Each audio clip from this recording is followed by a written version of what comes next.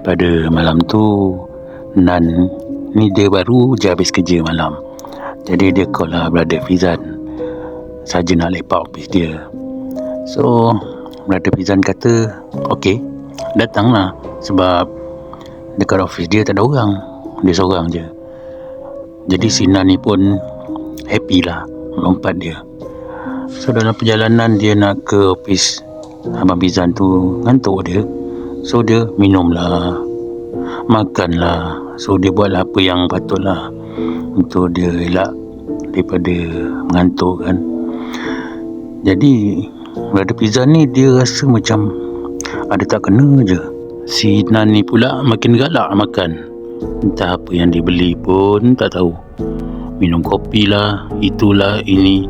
So Brother Fizan makin rasa macam apa benda yang tak kena ni ya. Si Nan ni dah mula perasan asal macam sama je jalan ni, tapi dia buat tak peduli lah. Masa tu Brother Fizan ni dah keluar dah, sebab dia terasa macam si Nan ni nak sampai. Dia tengok je kat bawah tu, nampaklah si Nan ni baru sampai. Jadi perasaan tak sedap hati dia tu dah macam hampir terjawab lah.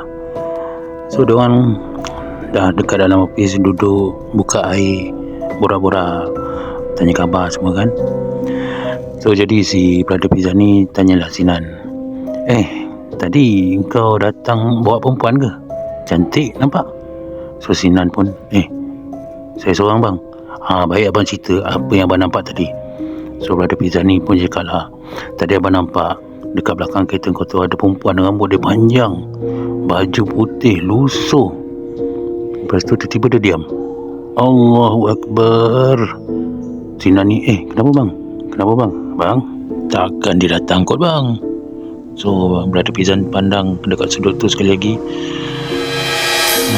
Kau memang betul benda tu ada dekat sudut. Jadi Abang Fizan ni cakap lah, abang tak boleh cerita benda ni lah. Kalau abang cerita apa yang abang nampak, apa yang abang ingat, benda tu datang dekat sini lah. So Nan pun cakap okey tak apa bang, kita lepak tempat lain bang. So diorang ni lepak lah kat meja Fizan. Perhati sana sini, pasti benda tu tak ada. Sama borak punya borak, diorang pun dah lupa lah pasal benda tu. Entah apa yang dia borak pun tak tahulah. Jadi si Nan ni dah terlupa masa dah time kan. So kata kat Fizan tu, bang saya balik dululah. Jadi persoalan sekarang ni, benda tu dekat mana? Dekat office Fizan ke, atau dia ikut si Nan balik? Entahlah, kita pun tak tahu kan apa yang berlaku. Harap mereka selamat lah.